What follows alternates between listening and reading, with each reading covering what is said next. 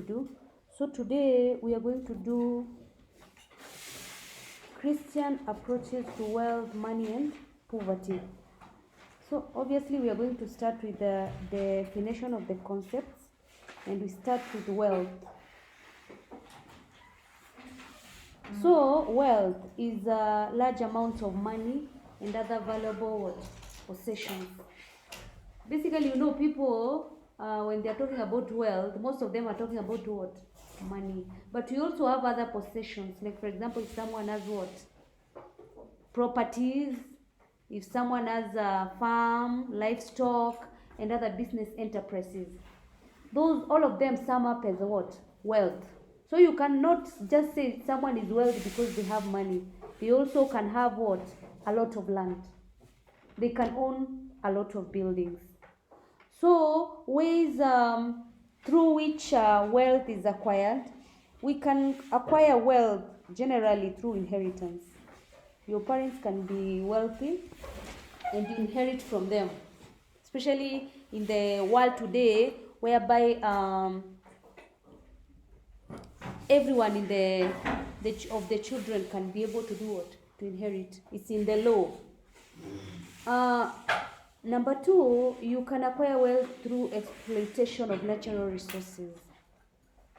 When you talk about natural resource, tell me about what natural resource that you know. Kindly tell me of a natural resource that you know.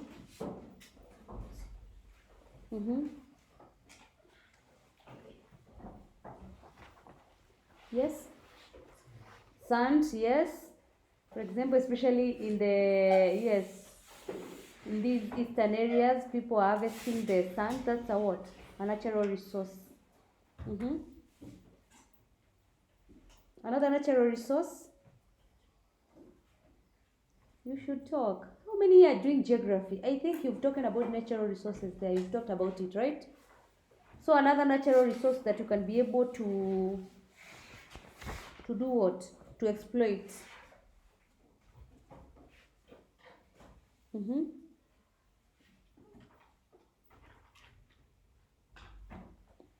I'm waiting for you to tell me. Another natural resource? Those people who own quarries. You know what a quarry is? What do you get from the quarry? The building blocks and the the building stones, right? That's a natural resource. That can make you rich, especially those people who have them. They're very rich. There is also a provision of what? Commercial services. You can get it if you are offering a service, a commercial service. For example, let's say which commercial service can you offer? If you have an hospital, so you're offering the service of what? Treatment. Or you can have a successful business career. Most people who are owning what? Businesses. For example, we have which supermarket is here? Naivas, right? You can also do commercial farming. Actually, I think in the world today, in the 21st century, that what is doing the best is farming. After the information technology, farming comes up next. Sometimes it's even beyond it. Those people who are doing commercial farming are doing very well. You can also invest your money in financial institutions. Yes? You can invest your money in the stock market. Today we even have the Bitcoin. We have what? What else do we have? What other investments have you had? Robinhood. Those who are doing business, do you know these things? Can you mention them? Ask your teacher about them. You can also get wealthy through better paying what? Jobs. Yes? For example, the CEO of C.R.E, how much does she earn? Which CEO, who do you know earns the most? Let's start from there. Or the CEO of Central Bank, who do you know earns the most in his job? The president. The president earns how much? You also don't. You basically don't know. But if I ask MCA, how much does he earn? Let's go to that level. How much? Because I think in every family, if your family does not have someone who wants to be an MCA, yes. Look at we even look at your extended family. There is always someone who wants currently to be an MCA, right? Yes. So how much? It's not because they want to serve the people. Mostly it's because of what they are being paid, right? Mm-hmm. Is it a large amount which can make them wealthy? That's why I was starting with the CEO, because the CEO can be earning a lot of money. Most of them are ranging between 700 to 1 million, right? But there are others who are going even higher than that. So you can get wealthy through the various ways I've talked about. Money. What is money? Yes, it is a medium of what? Exchange. That is, it's a measure of value. It's a measure of value and a means of payment. And most of the money is in form of coins and what? Coins and notes. Yes. So for to get good monetary medium, a good monetary medium should fulfill the following properties. So that you can say this is money. It must have the following characteristics. Number one, it must be generally what? Acceptable. Everyone should be able to accept it so that they can be able to use it. Also, it must be what? Durable. After you, a very good example is whereby most of you clean your clothes with what? Money inside the pocket, right? Can you be able to use it after you've washed your clothes? Yes, you can be able to use it. So it's what? Durable. If you step on your money, you tamper on it, you step on it, you can still be able to do what? To use it. So it's durable. Also, it must be easy to divide into smaller units. So you can divide the notes. They can become a smaller unit of notes, or they can even become what? Coins. Another property of a good monetary medium is that its value must be maintained through proper control of circulations. When I used to be young, I used to wonder if money is very valuable, why are we not printing a lot of it so that everyone can get? I was wondering, if we print a lot of it, everyone will have. But now it has to be controlled by the Central Bank of Kenya, right? Yes. So that we can be able to use it, so that it can also have value. Poverty. If for someone to say is poor, they have to do what? For someone to say they are poor, what should they have? Sorry? They should lack what? Yes, it is a state of lack of basic what? Needs. It is a state whereby you lack basic needs. Basically, it's economic helplessness. And currently, we say that if someone is living below the dollar, they are what? They are poor. Earlier, the dollar, when they were talking about it, was 70. Now it's one what? 100 and what? Like two. Currently, it's 100 and what? It's 100, around 110. So if you're living below that on daily basis, that means you're what? You're poor. Because if you have a family of, let's say, 2 children, can you be able to cater to them daily with 120 shillings? They feed 120 shillings. Remember, if you're eating, even if you're eating, let's say, let's talk about just githeri. There is maize and beans. How much is a kilo of beans? A kilo of maize, and then you have to cook it using what? You have to maybe purchase fire. Is it fire or what? Firewood. Or you can use charcoal, which is wrong because you're cutting down trees to make the charcoal. Or you can use what? Electricity to make it. And then after you make it, you need it to taste better. So you're going to fry it, yes? How much is the cooking fat? So you cannot, that's why we're saying that someone who's living below the dollar is what? Is poor. So, but basically know that poverty is a state of lacking basic needs, which is, what are the basic needs? Sorry?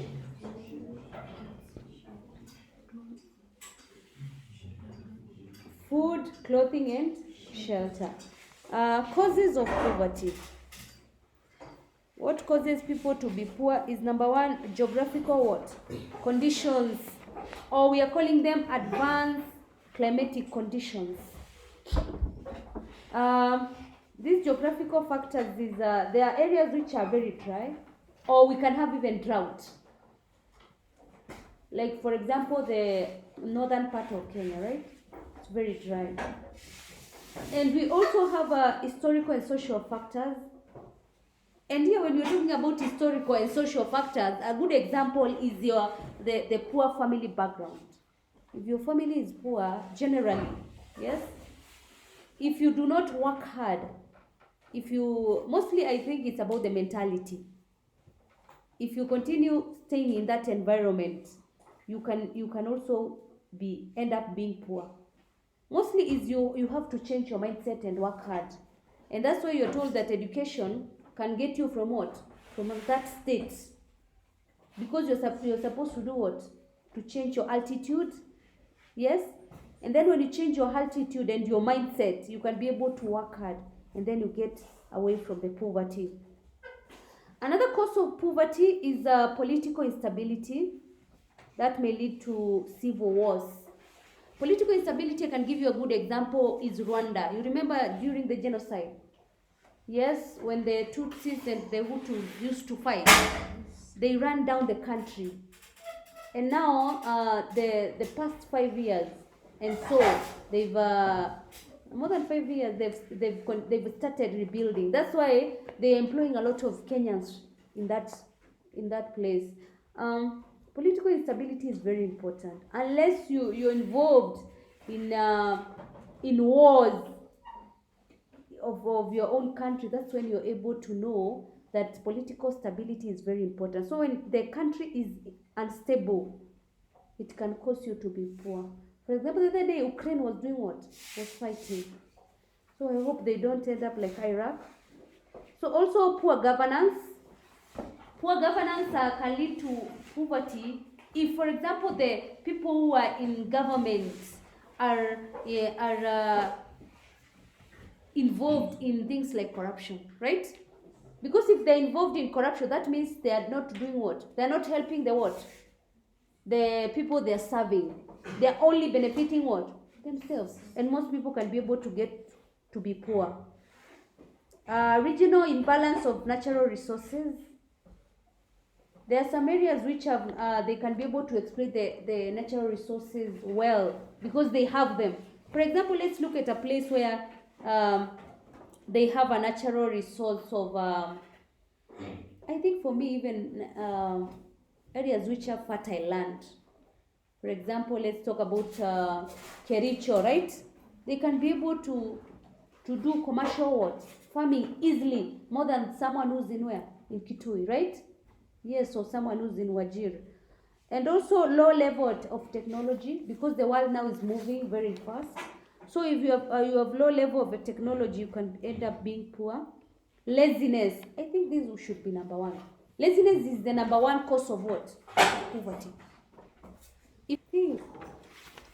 And also another cause of poverty is overdependence on foreign aid. Foreign aid is whereby we get funds, yes? Or mostly we get foodstuffs from what? Foreign nations. For those nations which are what? Are developing or are poor. So if you know that you're going to get something for free, you tend not to do what? To work hard. And that can cause poverty. So from there we go to traditional African understanding. Traditional African understanding of wealth and poverty. And we start with wealth. Wealth in the traditional African communities can be measured in terms of amount of land, livestock, grains that are possessed by the individual and the community. So in the traditional African community, if you have a lot of land, if you have a lot of livestock, for example, the Maasai, they have hundreds and hundreds of what? Of livestock, and they also, those ones who have a lot of grains, also are termed to as wealthy. And for example, I was the way you look at things at TikTok, and there was this you know how they ask questions. Tell us something that you didn't know that shocked you. There was this. It was a girl. She was told, she was asked what shocked her that she didn't know. She said that someone told her they have a lot of cows. And then she was shocked. She thought that all the people have a lot of what? Cows. Because they have many. So she went and asked his dad, do you think we have many cows? Because I don't think we have many cows. Because you've been brought up from where you're schooling in your preschool, and you're still schooling, you're still in school, in high school. And then you're asked, because of where maybe the school that you're going in, you don't know that other people don't what? Have a lot of cows. So the dad laughed and then asked him, why do you think that we don't have a lot of cows? Number, because everyone has.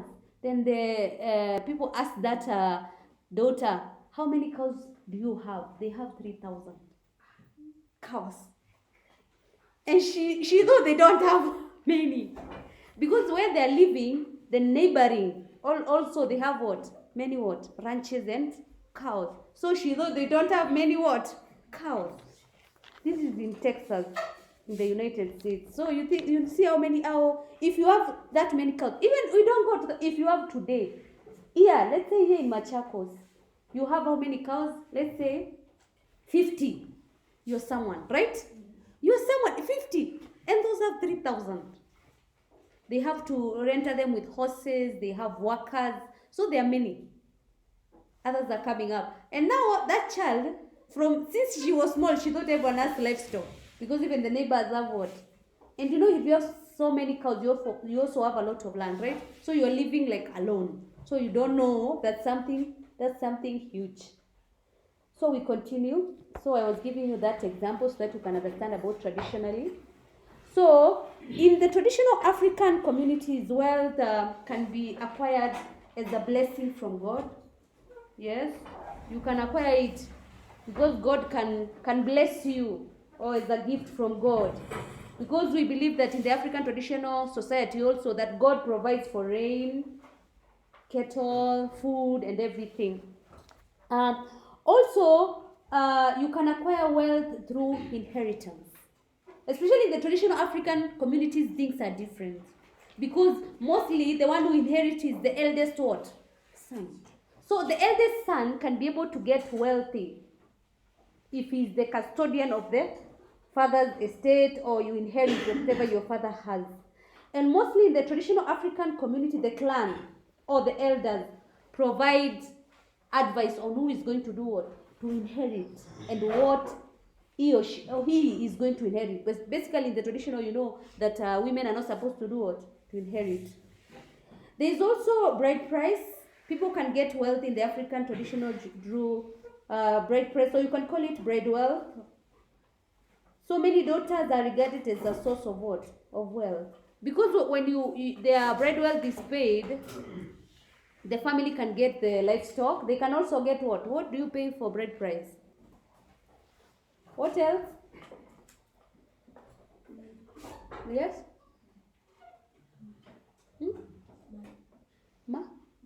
Money? Yes. Yes. But traditionally we never used to pay money, right? Yes. Before money, what else is brought? Goats, yes. Beer, yes. Beer, especially if you are going to Tanzania, that is a must, and Uganda. Honey, yes. Grains, you can also pay in a lot of form.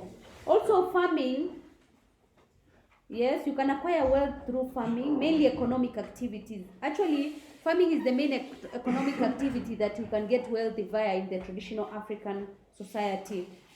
And that's why people used to have a lot of big families, so that they can be able to be wealthy. Also, you can get through exploitation of natural resources. And here basically it provides, you can get honey, you can get building materials or weaving materials or wood for carving. You can also get wealthy through trade, especially what? Barter trade. Some other people also get wealth in the traditional African communities through raids. Have we written about that? Through raids.